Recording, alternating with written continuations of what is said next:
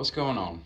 Welcome back to Real World Tool Reviews, and today I'm going to do a full carpentry setup overview, kind of my final way I've got it set up. You guys have seen a couple of the videos about that Carhartt tool bag there, and that first video where I had that shitty DeWalt bag set up.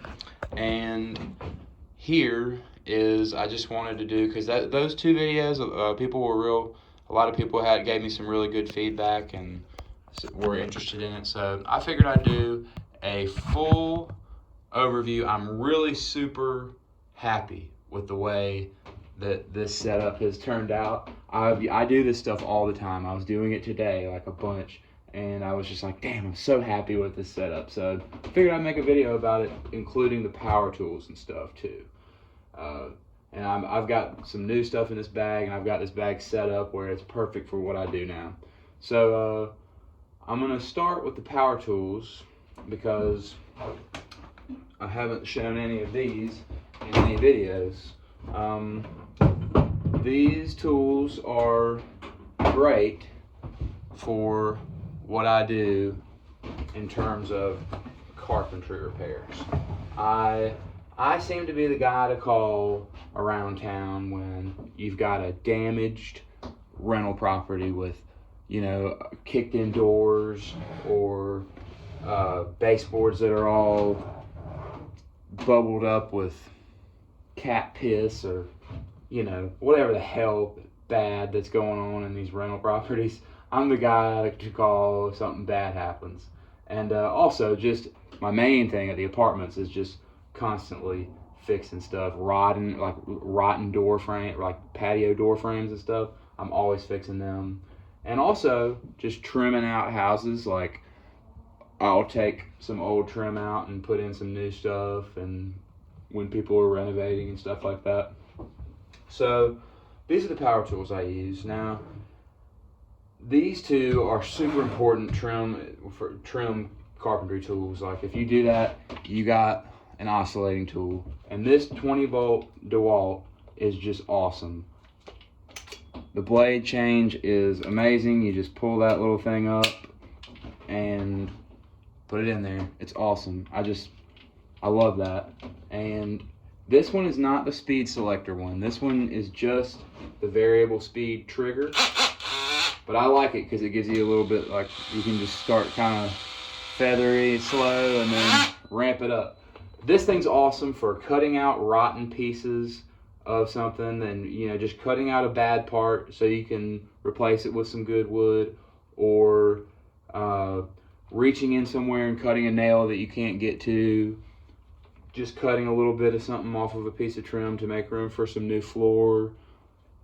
Just a million reasons why this is so convenient. This is something a lot of times that will do something that no other tool can. And that's why I love it. And this DeWalt one especially is just awesome. It just fits in your hand so good. It's got such good balance. I just love this thing, and I could not live without it. So that's a really important power tool for trim carpentry for sure. And then, if you're doing trim, you're going to need a nail gun. And until you have owned a battery nail gun, man, you just don't know what you're missing. This nail gun is an 18 gauge brad nailer, and it is big, it is bulky, it is heavy. But you know what is also big, bulky, and heavy? An air compressor. And I don't want to carry that damn thing around anymore. This thing's awesome, and I just can't ever go back. I will use a damn hammer and finish nails before I start dragging an air compressor all around. So for the most part, unless you're doing a whole house and you got a bunch of guys in there and you need a bunch of nail guns going at once, then use an air compressor. But this, damn, just grab this. The batteries last a long time. You can shoot a bunch of nails with this, and it's just awesome. I cannot recommend this one enough. A lot of you guys have recommended the Milwaukee pin nailer, the 23 gauge pin nailer, and I think I'm going to get that because I do have these 12-volt tools that I use in my shop all the time, and I'm gonna love to have that in the shop. It's really gonna come in handy. But I need a heavier gauge nail sometimes. These 18 gauge brad nails, I need these for a lot of things that I do, like, you know, replacing door jambs and stuff. I need to just shoot a bunch of these 18 gauge nails in, and this is just awesome. So I love this. I'm not a fan only of DeWalt. Like, I'm not a brand loyal guy with tools. I have Milwaukee 18 volt tools as well. But man, these DeWalt ones, like, I just feel like they have really good carpentry tools. And so that's why I have these in the DeWalt lineup. Now, this is my little skill saw setup. I love it. I use it all the time. This is my little cutting wood bag. I need to cut some wood, I grab this damn bag. And this is the 6.5 inch DeWalt circular saw. It's not the brushless. The newest brushless one has a smaller motor. It's supposed to be better. But man, there's just no reason for me to buy it because this thing just does everything I need it to. It works great. And I just love this thing. It has a really good size to it. It's pretty light. It's got pretty good, it's got a lot of plastic, you know, like all these saws will these days. But it hasn't broken anything yet. And I just use it all the time for trim stuff, but I use it for a bunch of other stuff. But I got this 6 amp hour battery. This is the one that's got 2,700 cells in it. This is the expensive, newest, you know, big DeWalt batteries. You put this thing on there, it just rips through. Like, you can cut 2x4s and treated stuff with it for a good long while with this saw, which is, you know, I didn't think that battery powered saws had come this far until I bought this one. And in this bag, I just keep a speed square always. Just with the saw is the speed square because I just have to have it. And I keep an extra pencil, and I always keep little, whatever I've been cutting today. I was just cutting some trim today, screws and sawdust, pencil. And the other important thing is this guide. Now, this guide, you guys have probably seen these. They go in and they ride along the board, and you can tighten that screw. Now, a lot of guys are good enough with a skill saw, they probably don't need this. I use this for ripping door slabs. If you've ever ordered a door slab and gotten it, so like let's say a 30-inch door, 30-inch door, it'll like a pre-hung door, interior door, it will come, the actual door slab itself is really 29 3/4 is what it really measures at, even though it's called a 30-inch door. The door slab, when you order it, a lot of times, like from the supply houses I order it from, it will actually come 30 inches. So you have to rip a 1/4 inch off of it. And this little thing rides along the edge, and you can rip all the way down that door slab when you're cutting it and make a perfect cut every time. And you know, you want it to be really nice and straight when you're doing that. And that thing helps a lot with that. The other thing that I use this for all the time is cutting like a 45 on a piece of trim. Like, imagine that this 2x4 is really like a piece of door trim.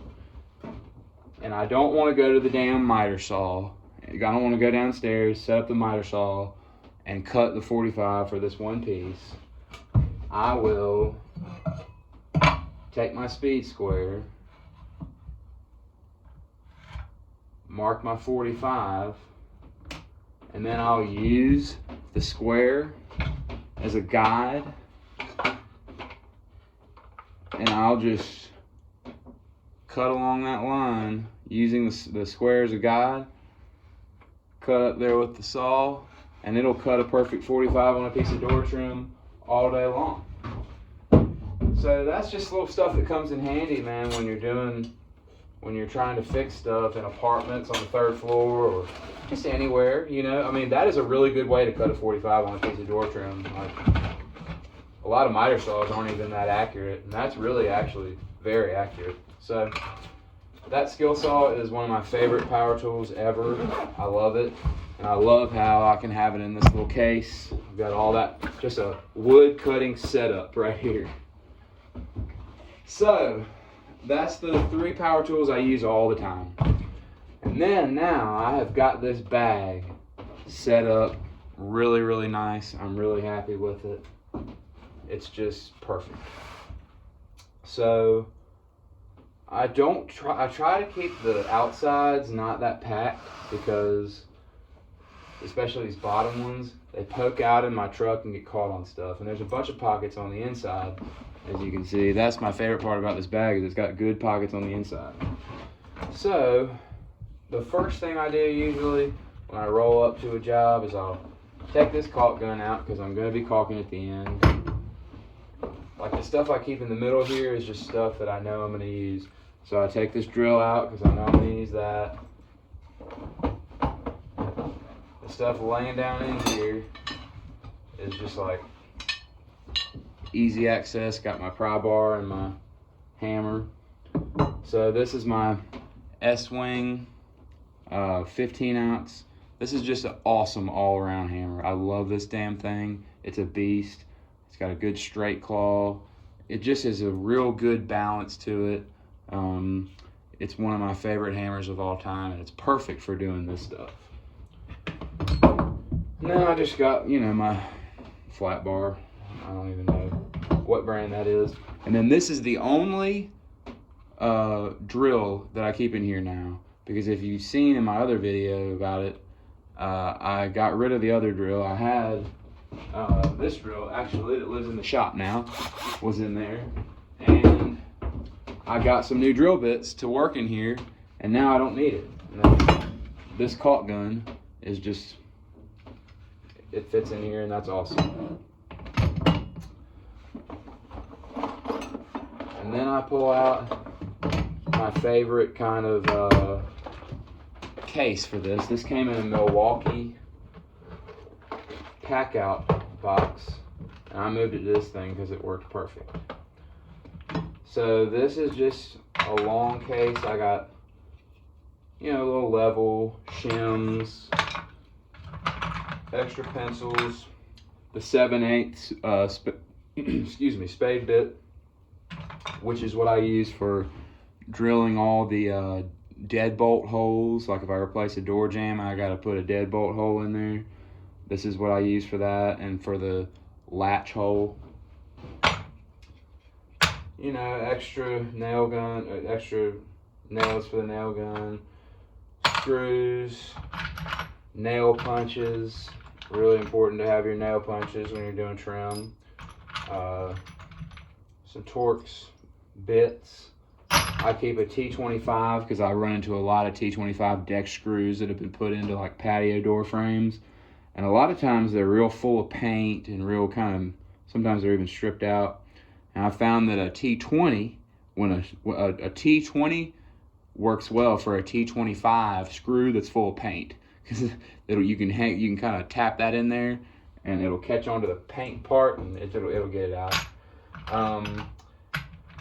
I keep a center punch, so I'm not tempted to use those other punches in case I need to punch a hole in some metal.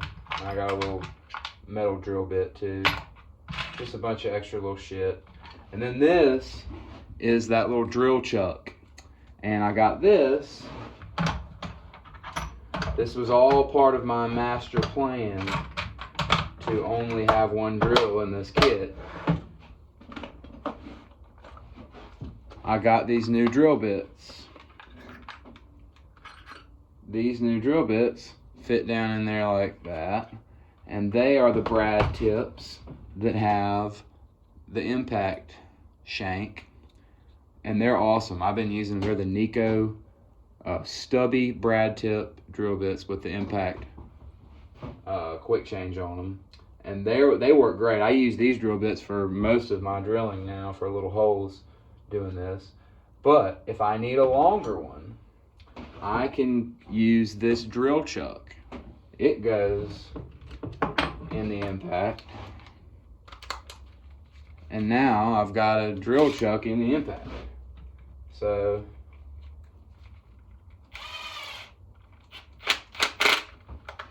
Now, if I need a longer hole, I can do that. So I'm just really happy with this wood drilling setup. Got my paddle bits, my long drill bits, my short drill bits. They all fit in this case, and look how great that is. Just, you know, for me, that's like, doesn't get any better than that.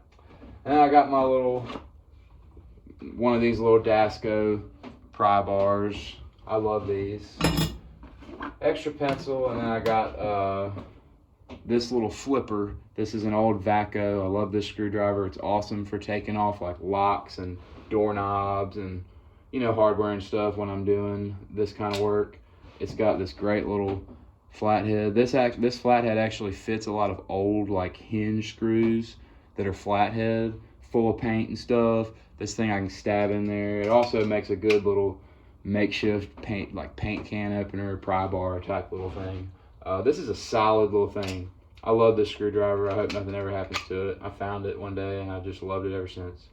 So that's a good one. And then I just keep this little 12-foot tape measure because, you know, I'm not building a house here. I'm just fixing a door frame. So that's all I need really. Then I keep this square. Even though I got a speed square with my skill saw, I always keep a big speed square in this bag too. And a little trim square is awesome. I just love having this little guy for marking on trim, you know? It's even called a trim square.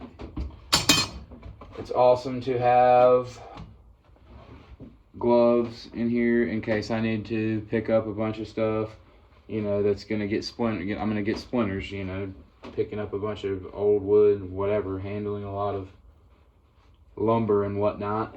It's good to have some gloves.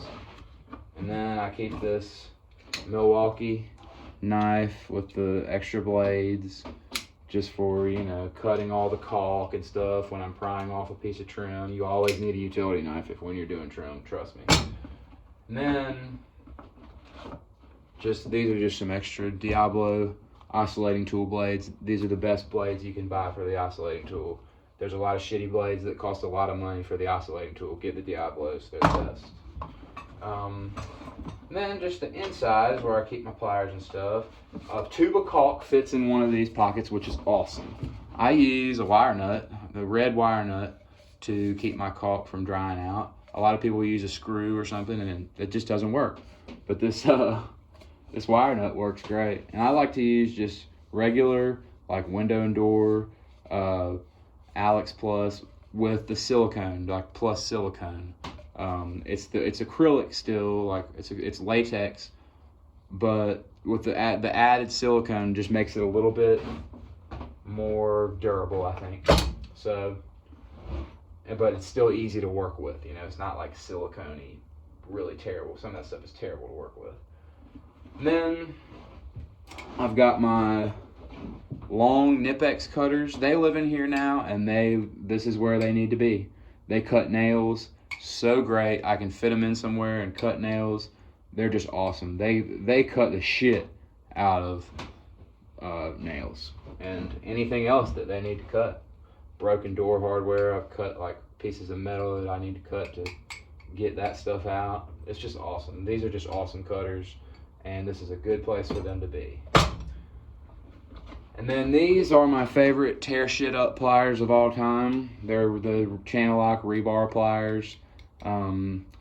I just love the way they fit in your hand. They got the spring, they got the little loop there, and man, you need to tear some shit up, grab you one of these things. You'll be pulling stuff apart, staples, nails, whatever the hell you need to do. This is great. They got good cutters on them, and they're just heavy duty beasts. I love them. These two tools will get a lot done ripping out wise. And then speaking of ripping stuff out and tearing stuff apart, I got my little beater green flathead that I've talked about in other videos. This thing's great to have in here. Then I've got my good little, this is my favorite trim pry bar ever, the Dasco, thin, straight on one side, right angle up here. This will pull some trim off. If you don't want it to get messed up, be real careful with this pry bar and this hammer. Just, you can really work stuff loose. It's awesome. And then I keep this DeWalt chisel in here. This is a good size little chisel. I try to keep it sharp, and it just does a really good job. And then a Husky 6-in-1. You know, you need a 6-in-1 all the time. And sometimes I'll run into like a self-tapping screw or a Tapcon or something that has a 5/16 or a 1/4 inch head. So that's usually what I use this for. But you know, this is just a good. You can always use a screwdriver. And then here's another beater, wider chisel. You know, just works good. This is a Malco All, made in the USA. They're cheap, but they're great. I've ground this sharp again because I keep dulling it. But this is great for marking my holes for my plates for like a deadbolt. The plate that goes over the hole for the deadbolt to throw into. I'll put the plate on there, get it exactly where I need it for the door to close and for that to operate. And I'll poke the little holes for each screw for the plate, and then I'll know exactly where to put it so I can put the plate on straight. And you know, anytime you need to start a hole in wood for a drill bit or for a screw, you need an awl. And it really, if you just take the time to use this, it makes it always better.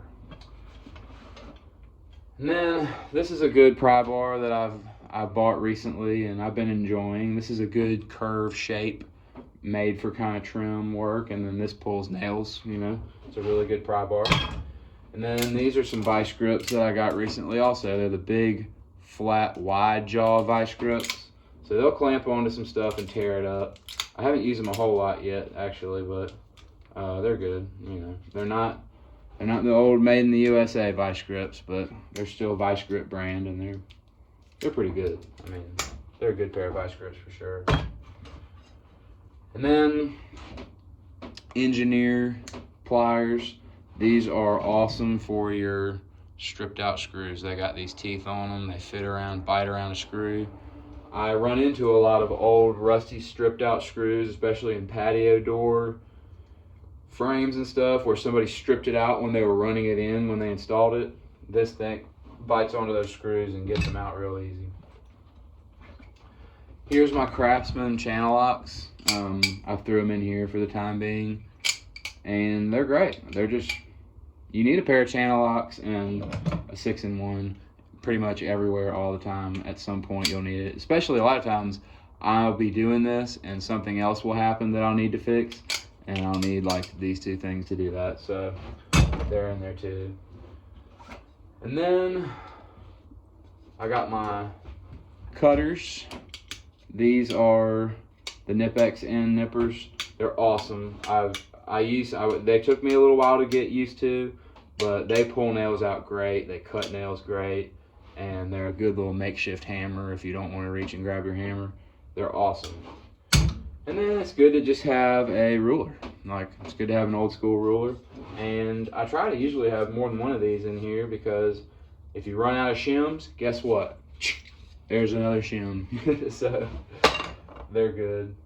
So that's everything that's in this bag, except this rag. But you can see, man, it's just like a really good setup of pockets and a really heavy duty bag. I love this bag. And man, you can see, like, I show the pile after the tool bag tour. That's kind of my tradition. And man, you can see it's just awesome. And then for the final stage, you know, I know this video has gotten a little long, but I'm just going over the whole setup. Like, you guys seem to like when I really like go over my setups and explain how I use the tools. That's kind of what I think my channel is unique for. So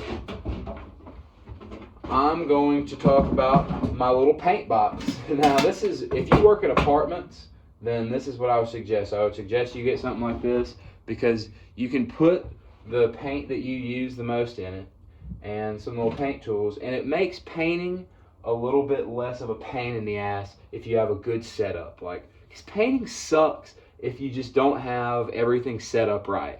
And I usually This actually is not the drop cloth that I have. The drop cloth that I have is rolled up in my truck. It's smaller, but I have a drop cloth with it all the time. So I have my drop cloth. I'll bring it with me, and I always set it down, even if I'm just doing a little bit of painting.